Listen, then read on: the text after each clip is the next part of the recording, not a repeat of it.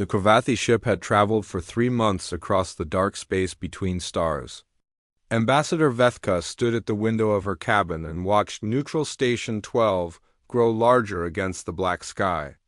She was nervous, though she would never say this to her crew. Today she would meet the humans for the first time. The Cravathi were a careful people. They had scales like green metal and eyes that could see heat as well as light.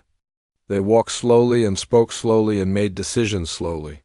This had kept them alive for 10,000 years.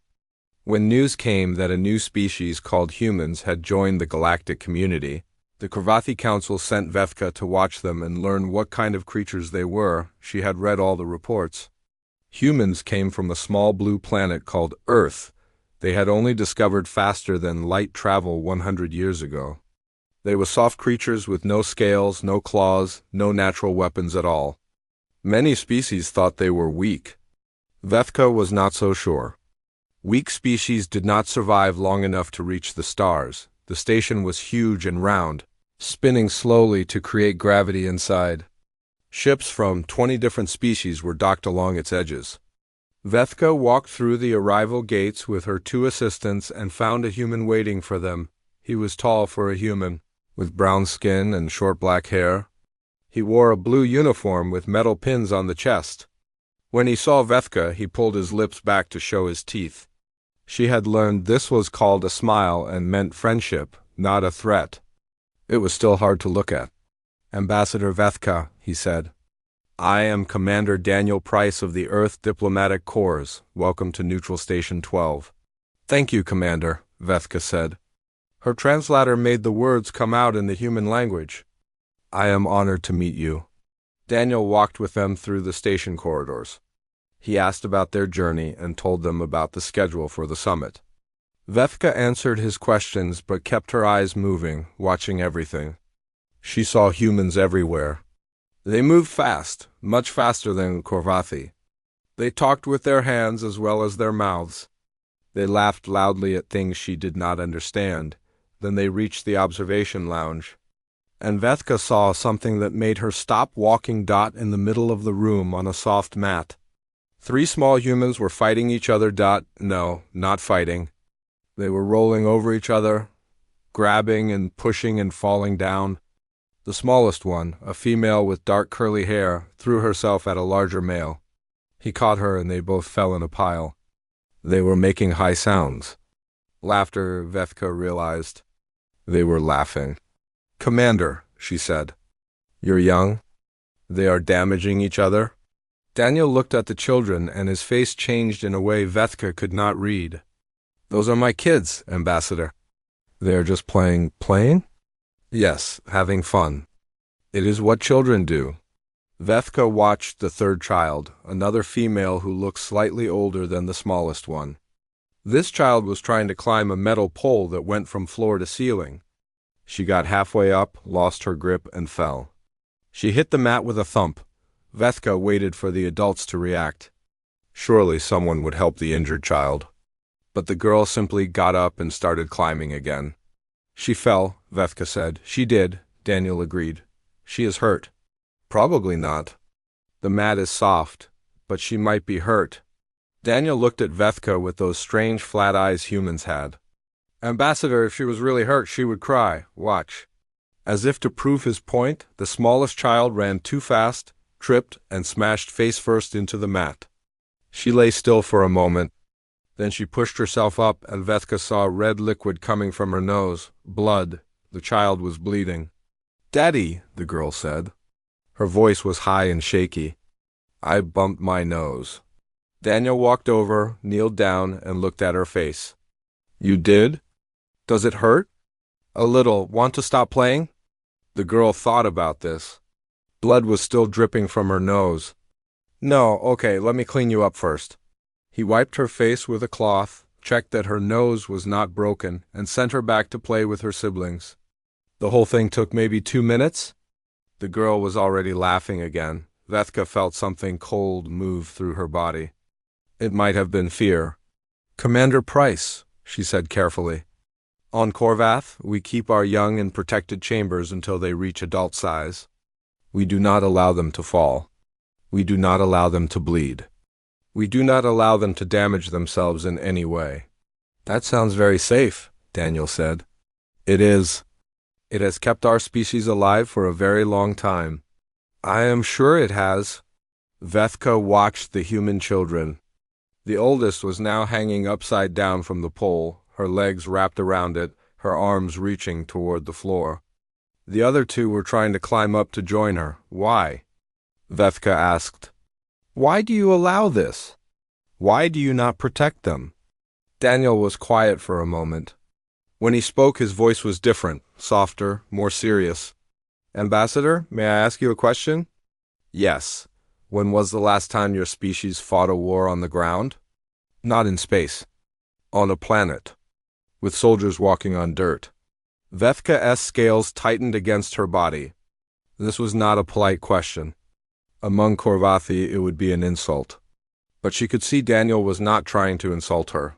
He was trying to explain something. 6,000 years ago, she said. The Unification Wars, it was terrible. 40% of our people died. After that, we swore never to fight such wars again. Daniel nodded slowly. Humans were fighting ground wars 300 years ago. Some people say we never really stopped. That is... Vethka searched for the right word. Disturbing. It is. But it also means something. Do you want to know what? Vethka looked at the children. The smallest one had found a ball somewhere and was throwing it at her brother. He caught it and threw it back. They kept missing, kept chasing after the ball, kept throwing again.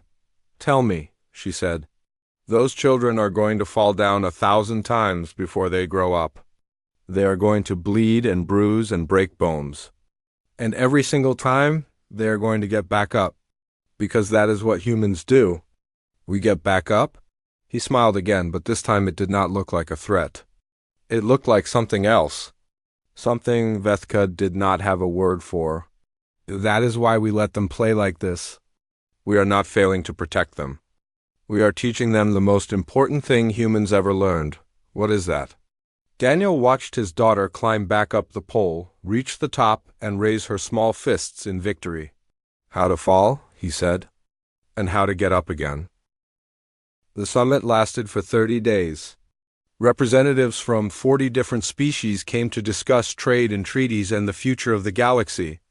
Vethka attended the meetings and took careful notes, but her mind kept returning to the human children.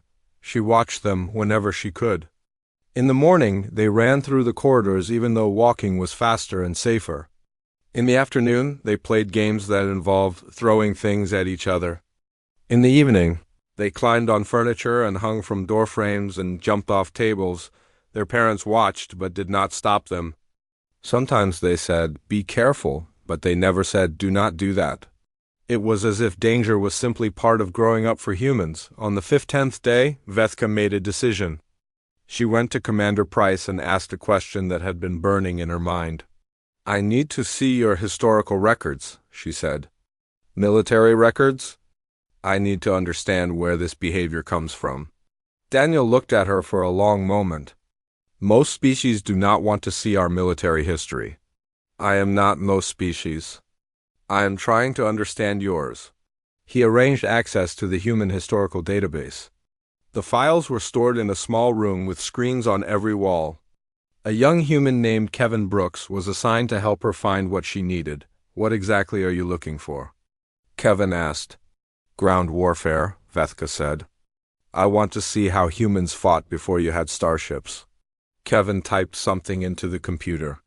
Images appeared on the screens. Vethka saw humans in metal armor carrying long blades standing in lines. This was not so different from Korvathi history. All species had fought wars in their past. "Go back further," she said. "Show me your most brutal conflicts." Kevin hesitated. "Are you sure?" Yes, the images changed. Now Vethka saw something that made her scales stand up along her spine. Humans were climbing a wall, not a small wall. A massive stone structure as tall as a starship standing on its end. At the top, other humans were pouring boiling liquid down onto the climbers.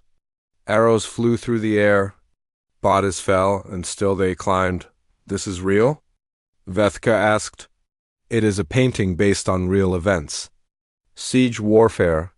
When humans wanted to capture a fortress, they would climb the walls, while being attacked. Yes, while dying. Yes, Vethka stepped closer to the screen. She could see the faces of the climbing humans. They were not scared. They were not hesitating. They were climbing towards certain death as if it was the most natural thing in the world. Show me more. Kevin showed her everything. He showed her castles and fortresses and walled cities. He showed her humans climbing mountains to attack enemies from above. He showed her battles fought on cliffs and in valleys and on frozen waterfalls. The humans never stopped climbing. When their ladders were pushed away, they used ropes. When their ropes were cut, they used their bare hands. They fell and died by the thousands, but others always took their places. Your ancestors, Vethka said slowly, were insane. Maybe, Kevin said. But they won a lot of battles. She asked to see the most famous examples. Kevin showed her a place called Thermopylae, where 300 human warriors held a narrow pass against an army of thousands. He showed her fortresses in a place called Japan, where warriors called samurai would climb castle walls under arrow fire rather than surrender. He showed her something called D-Day, where humans climbed cliffs on a beach while machines rained fire on them from above. The cliffs were steep and wet and covered with metal spikes designed to kill anyone who tried to climb them. Humans climbed them anyway. Why? Vethka asked. Why not find another way? Why not wait? Why not use weapons that could reach the top without climbing? Because there were enemies at the top who needed to be stopped. And the only way to stop them was to go up. But so many died. Yes, and the ones who did not die won the war. Vethka sat in silence for a long time, staring at the images on the screen. She thought about Korvethi military history. Her people had fought wars, yes, but they had always fought carefully. They used ships and distance and time. They surrounded their enemies and waited for them to surrender. The idea of climbing toward death was completely foreign to her. I need to see your modern military, she said. Kevin pulled up new files. These showed humans in the present time, training for combat. Vethka watched them climb buildings and towers and artificial walls. She watched them jump from aircraft and fall toward the ground before opening fabric wings to slow their descent. This is still part of your training? She asked. Of course. Vertical combat is essential. You never know when you will need to go up or down quickly. But you have technology now. Machines that fly. Weapons that can hit targets far away. We do. But machines break. Weapons run out of ammunition. Sometimes the only thing you have is your own body. Kevin showed her a video of human soldiers storming a building. They did not enter through the doors. They climbed the outside walls, breaking through windows on the upper floors to surprise the enemies inside. They moved like the children Vethka had watched in the observation lounge. Fast. Fearless. Always going up. I think I understand now, Vethka said. Understand what? The children. The falling. The climbing. It is not chaos. It is preparation. Kevin smiled. It was a strange smile, proud and sad at the same time. Every human child who climbs a tree is practicing something their ancestors did 1,000 years ago. Something their grandchildren might need to do 1,000 years from now. Your species never forgot how to climb walls. We never forgot anything. It is all still in us waiting. Every time a kid falls down and gets back up, they are adding another memory to their body. Another piece of training they do not even know they are receiving.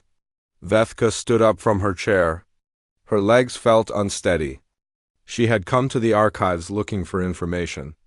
Instead, she had found something much more disturbing. The humans were not weak. They were not fragile. They were built for something terrible and beautiful. They were built to climb toward death and keep climbing until they reached the other side. Thank you, she said to Kevin. You have given me much to think about. Ambassador? Kevin said as she reached the door. Yes? The Korvethi are known for being wise, for making careful decisions, For avoiding unnecessary risks, that is true, my advice? Kevin leaned back in his chair and looked at the screens showing thousands of years of human warfare. Never give humans a wall to climb, because we will climb it, no matter what it costs. No matter how many of us fall, we will climb it until we reach the top. Vethka left the archive room and walked through the station corridors. She passed the observation lounge and saw Daniel's children playing on their mat. The youngest one was trying to stand on her brother's shoulders. She fell. She got up. She tried again. For the first time, Vethka did not see chaos. She saw 10,000 years of war, compressed into the body of a small human girl who did not know she was carrying the weight of her entire species on her tiny shoulders, and she was not scared of falling. That, Vethka realized, was the most terrifying thing of all. Vethka could not sleep. For 3 nights after visiting the archive, she lay in her cabin and stared at the ceiling and thought about walls. She thought about humans climbing toward death. She thought about children falling and rising and falling again. She needed to understand more. The history had shown her what humans did. Now she needed to know how they did it. On the 18th day of the summit, she asked Commander Price to arrange a meeting with a human medical expert. He introduced her to Dr. Patricia Reyes, a small woman with gray hair and warm brown eyes. Patricia worked in the station medical center and had spent 30 years studying how different species worked. Ambassador Vethka, Patricia said, shaking her hand in the human way. Daniel told me you have been researching human military history. I imagine you have questions. Many questions, Vethka said. I need to understand your bodies. How do you survive what I have seen in your records? Patricia smiled. That is my favorite subject. Please sit down. She turned on a holographic display. A human body appeared in the air between them, made of light. Patricia pointed at different parts as she spoke. First, you need to understand that humans evolved on a planet with strong gravity and changing environments. Our ancestors lived in trees for millions of years before they came down to the ground. We are built for 3-dimensional movement in ways that most species are not. She highlighted the human skeleton. Our bones are dense but not brittle. When they break, they heal. A clean fracture will repair itself in about 2 months. The new bone is often stronger than the original. Corvethi bones do not heal, Vethka said. Damage is permanent. I know. I have read your medical literature. Honestly, I'm amazed your species survived long enough to develop civilization. No offense, none taken. Continue. Patricia pointed at the muscles wrapped around the holographic skeleton. Human muscles are attached at angles that allow for explosive movement.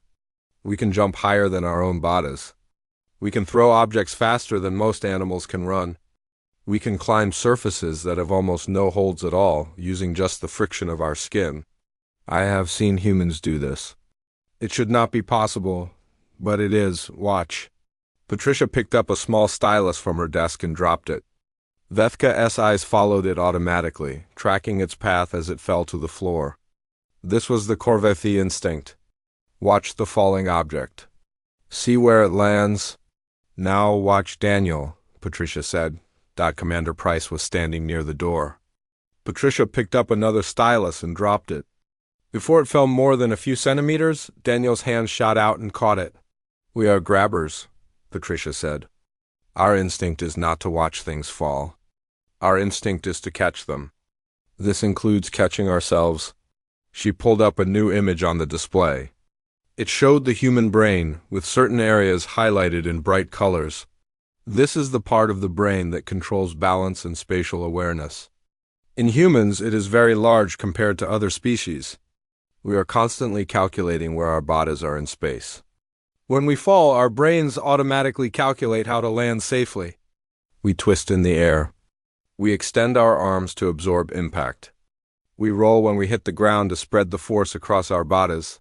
The children, Vethka said. When they tumble over each other, they are training this part of their brain.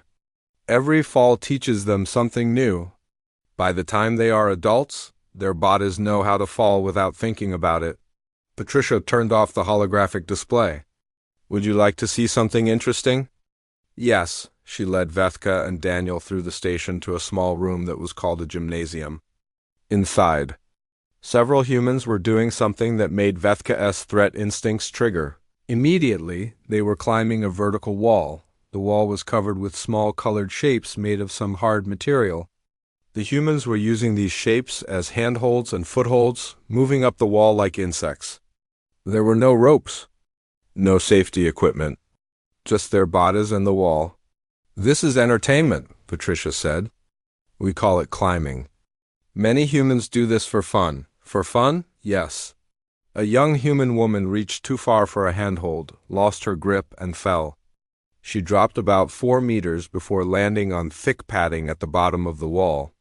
She rolled, stood up, and immediately started climbing again. Why? Vethka asked. Why do you do this when you do not need to? Your ancestors climbed walls in war. But there is no war here. Daniel moved to the wall and started climbing. He moved smoothly, finding holds that Vethka could barely see. His body flowed upward like water running in reverse. Because it feels good, he called down.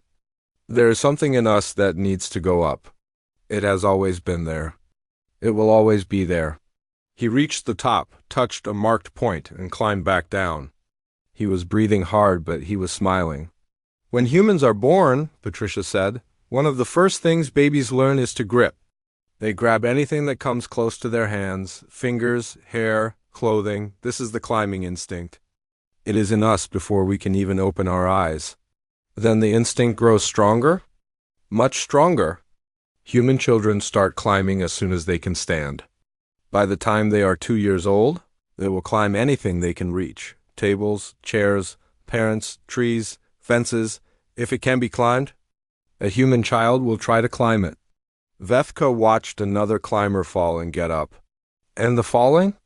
Part of climbing is falling. Every climber falls. What matters is what happens after.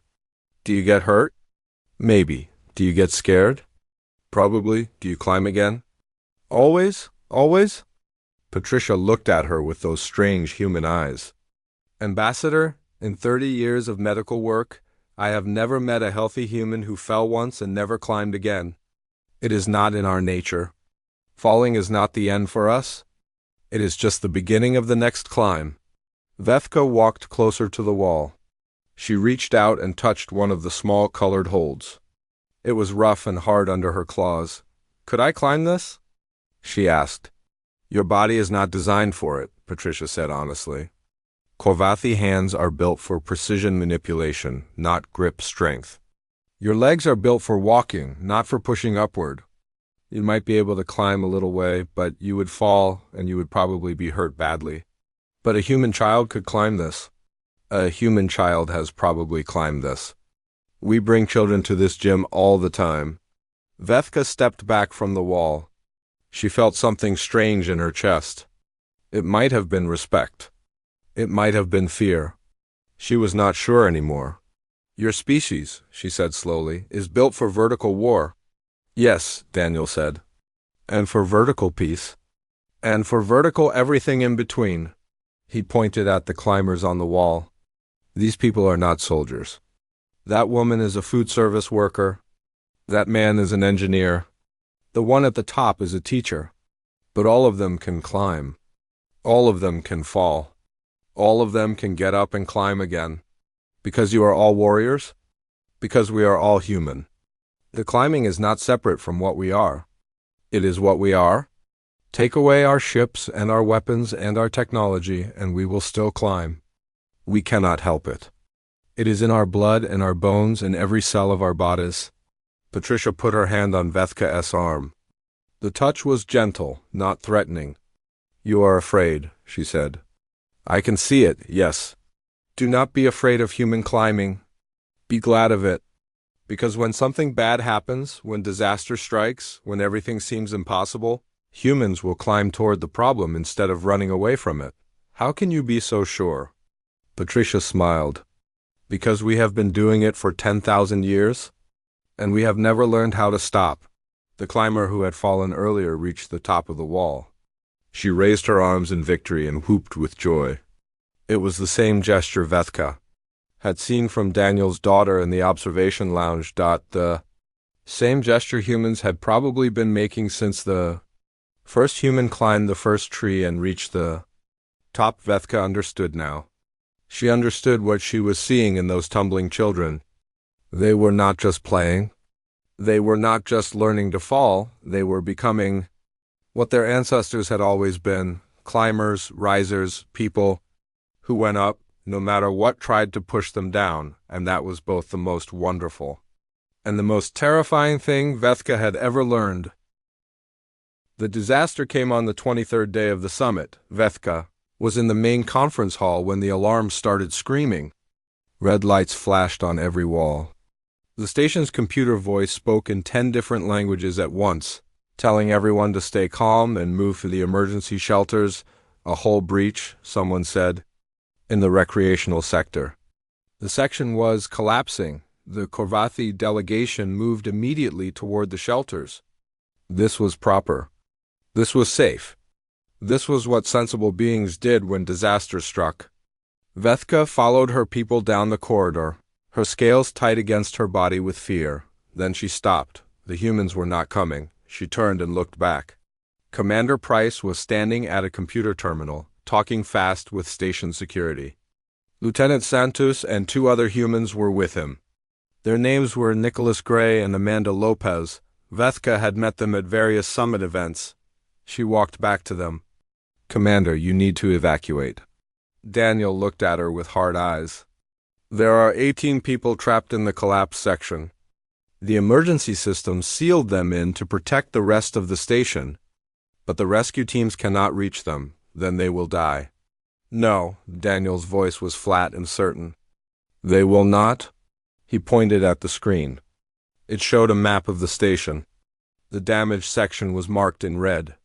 The safe areas were marked in green. Between them was a maze of broken corridors and failed systems. "The main corridor is blocked," Daniel said. "The maintenance shafts are too damaged. But there is another way."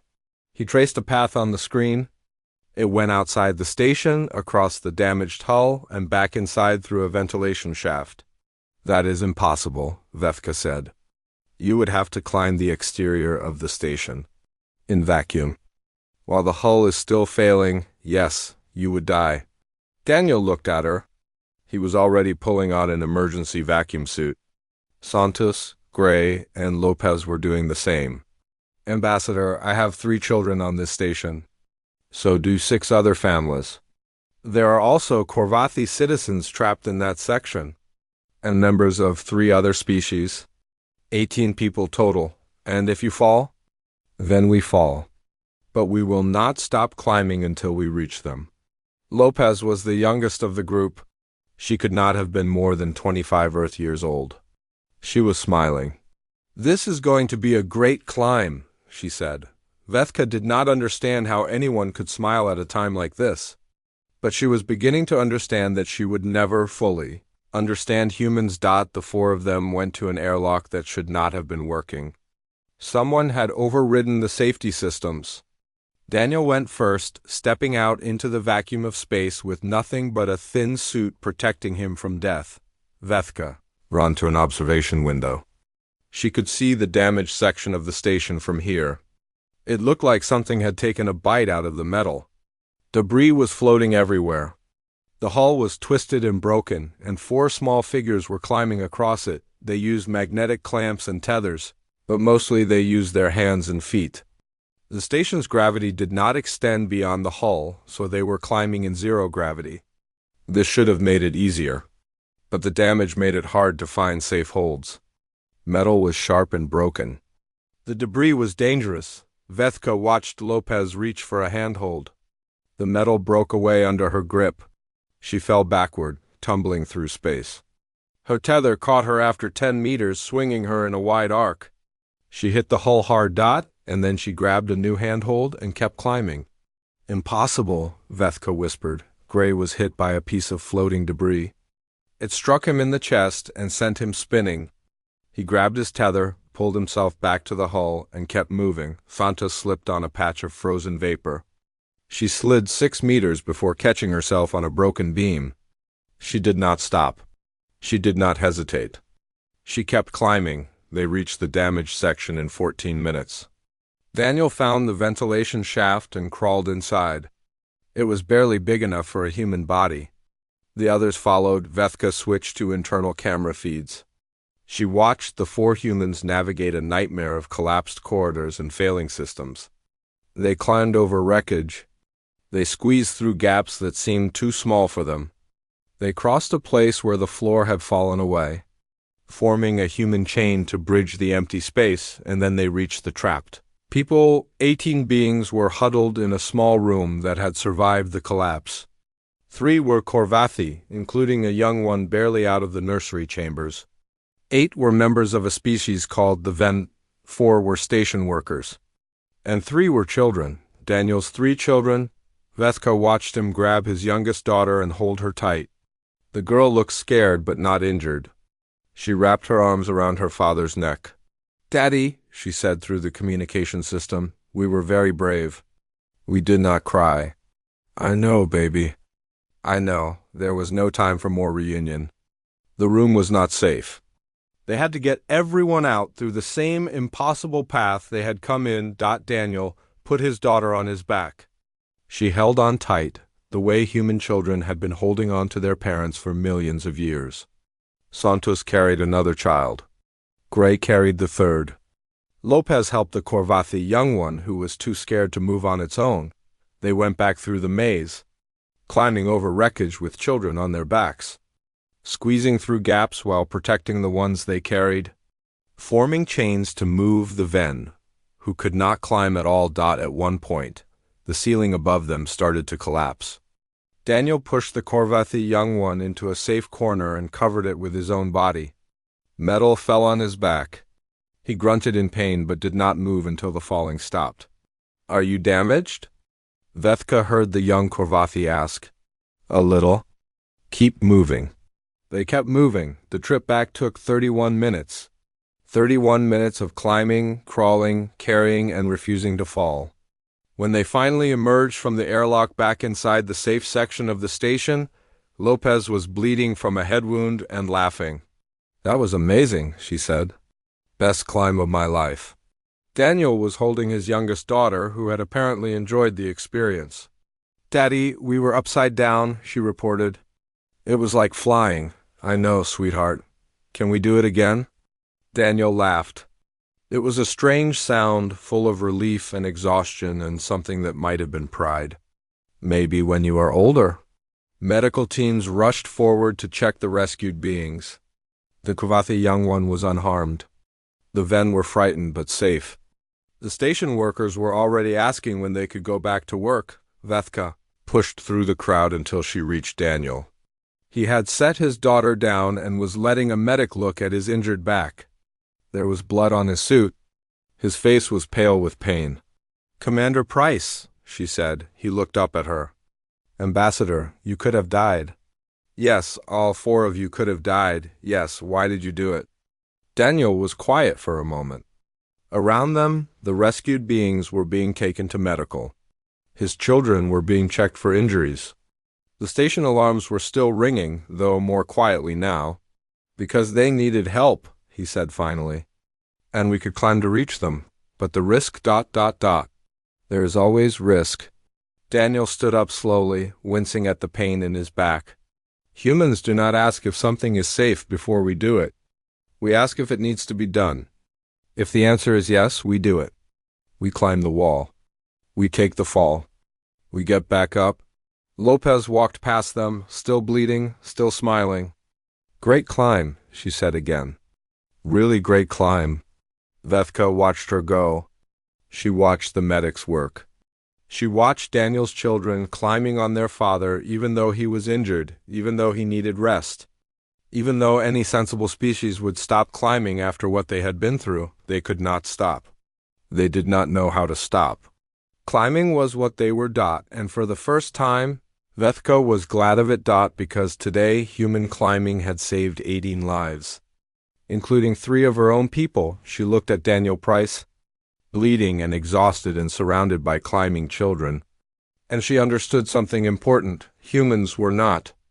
Dangerous because they could climb toward death. Humans were precious because they would climb toward anything that needed them.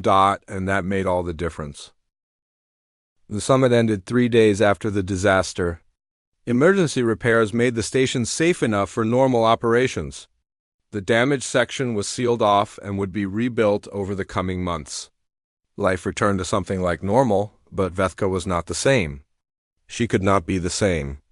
She had seen too much. On the final day, she requested time to address the full Galactic Assembly. Representatives from 47 species gathered in the main hall, waiting to hear what the Corvathi ambassador had to say. Many of them had sent her here specifically to assess the humans. They wanted to know if the newcomers were dangerous. Vethka stood at the central podium and activated her presentation display. "I came to this summit to study humanity," she began. "Many of you asked me to do this. The Corvathi have always been careful observers. We watch before we act. We think before we speak. You wanted us to tell you what kind of species these humans really are."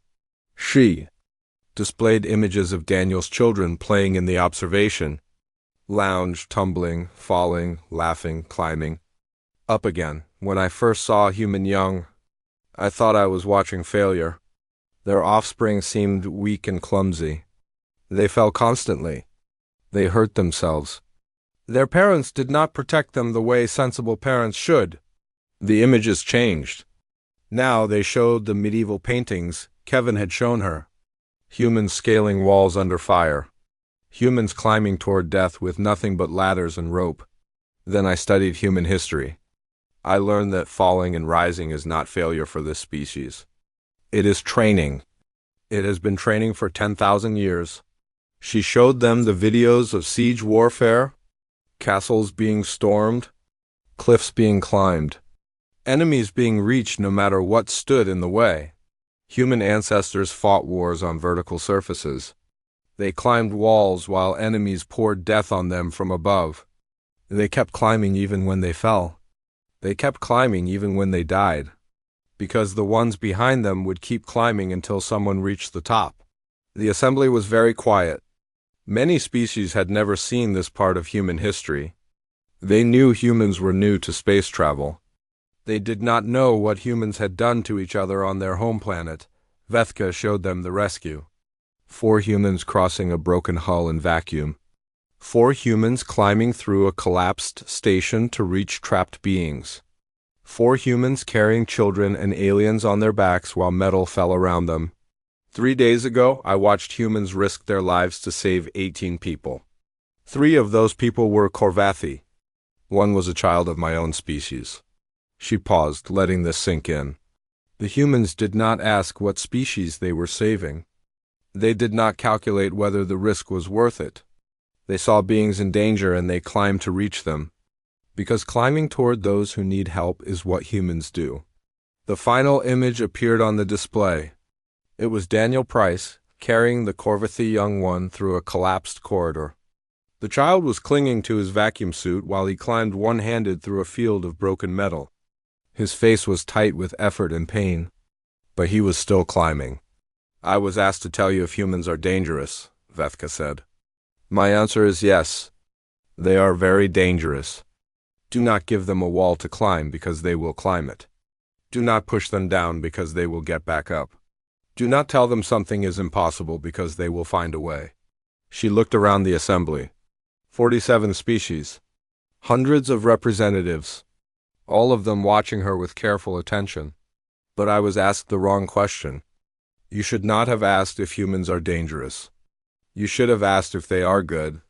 She stepped back from the podium. Humans are climbers. They cannot help it.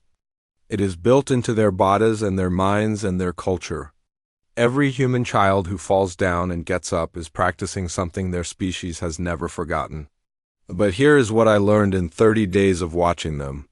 Humans do not only climb toward enemies. They climb toward friends. They climb toward those who need help. They climb toward problems that need solving. They climb toward anything that matters to them, and everything matters to them. Vethka thought about what she wanted to say next. This was the most important part. She needed to get it right. My recommendation to this assembly is simple. Welcome humanity fully into our alliance. Not despite their climbing instinct, but because of it. Yes, their ancestors fought on vertical walls.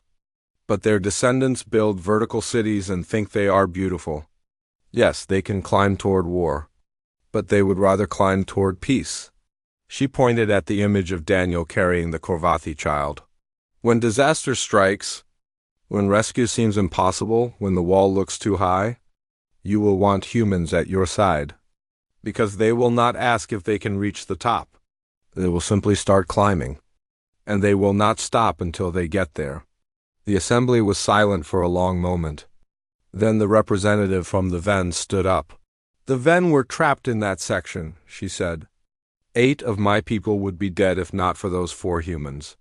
I support the ambassador's recommendation. One by one, other representatives stood. The beings who had been rescued spoke first. Then their allies. Then species who had simply heard the story and understood what it meant. By the end of the session, 44 of 47 species had voted to welcome humanity fully into the Galactic Alliance. 3 days later, Vethka stood in the observation lounge one last time before boarding her ship home. She was watching the human children play. Commander Price found her there. His back was still bandaged, but he was moving more easily now. Humans healed fast. Of course they did. Ambassador, he said. I heard about your speech. Thank you. I only told the truth. Daniel stood beside her and watched his children tumble over each other on their mat. His youngest daughter had found a small ball and was throwing it at her brother. He kept missing the catch. He kept trying anyway. Can I ask you something? Vethka said, of course. When you went out onto that hull, when you climbed through that wreckage, what were you thinking? Daniel was quiet for a moment. I was thinking about my kids, about the other people trapped in there, about how I needed to reach them. You were not thinking about death? Death is always there. You cannot climb walls if you are thinking about death. You have to think about the top, about what you are climbing toward. His daughter fell down again. She laughed, got up, and threw the ball harder. We teach our children to fall, Daniel said. We teach them to get up. But what we are really teaching them is to keep climbing. No matter what. No matter how high the wall. No matter how far they fall. Keep climbing until you reach the top. And if the top cannot be reached? Daniel smiled. It was a real smile, warm and sad and full of something Vethka could not name. There is no such wall. Not for humans. If we cannot reach the top, we build taller ladders. If the ladders break, we find new handholds. If we fall, we get up and start again. That is what we are. That is what we will always be. Vethka watched the children play. She watched them fall and rise and fall and rise again. She thought about everything she had learned in 30 days. Thank you, Commander, she said. For everything. Thank you, Ambassador. For understanding. She walked toward the exit. At the door, she stopped and looked back one more time. Daniel's youngest daughter had finally caught the ball. She was holding it above her head in triumph, standing on top of her brother, who did not seem to mind being climbed on. She looked so small. So fragile. So impossibly. Wonderfully human. And Vethka finally understood the answer to her own question. Why did humans let their children fall? Because falling was not the end for them. Falling was just the beginning of getting back up, and getting back up was what humans did best. 3 years later, Vethka returned to human space. She visited the new human embassy station and watched human and Korvathi children play together in a zero-gravity sphere. The Korvathi children were learning to tumble, learning to grab, learning to fall, learning to get back up. Some lessons, she realized, were worth teaching to everyone. And the best lessons always started with a fall.